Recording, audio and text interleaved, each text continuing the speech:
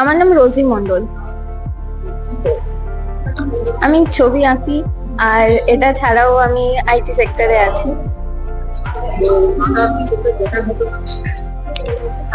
ছোটবেলা থেকে মানে আঁকতে ভালো লাগে, সেই হিসাবে আঁকি। আর ক্লাস 10 টিচার ছিল, তারপর সেভাবে কন্টিনিউ করা হয়নি। তারপর রিসেন্টলি একজনের কাছে আমি শিখছি, আর তার সাথে এরকম আঁকা চলছে কাজের সাথে সাথে। হ্যাঁ, হ্যাঁ।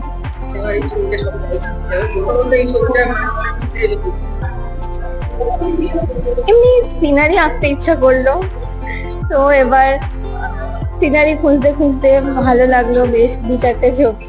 তারপর দেখে তারপর ভাবলাম এটা এরকম ভাবে একটা আঁকা যেতে পারে। সে রেফারেন্স নিয়ে তার সাথে আরো ডিফারেন্ট কালার্স ভেরিয়েন্টস ইউজ করে আরো যাতে ব্রাইট লাগে ছবিটা, আরো বেশি খোলে, সেভাবে করেছি।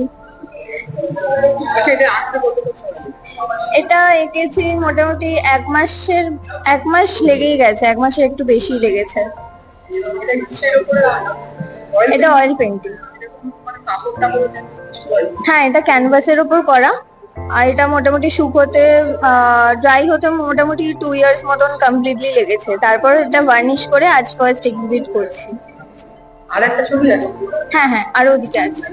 আমার মানে পোর্ট্রেটস করতে খুবই ভালো লাগে, তো পোর্ট্রেটসই বেশিরভাগ করে থাকি।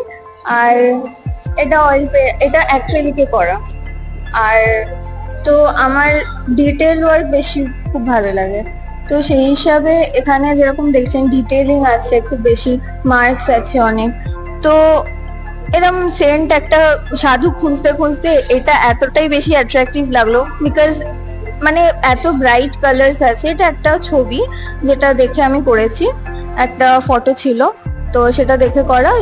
অনেক রকম মানে খুব ভাইব্রেন্ট কালার্স ছিল, তারপর এত মার্কস আছে, তো সেইটা ডিটেলটা দেখে আমার খুব ভালো লাগলো বলে করেছি।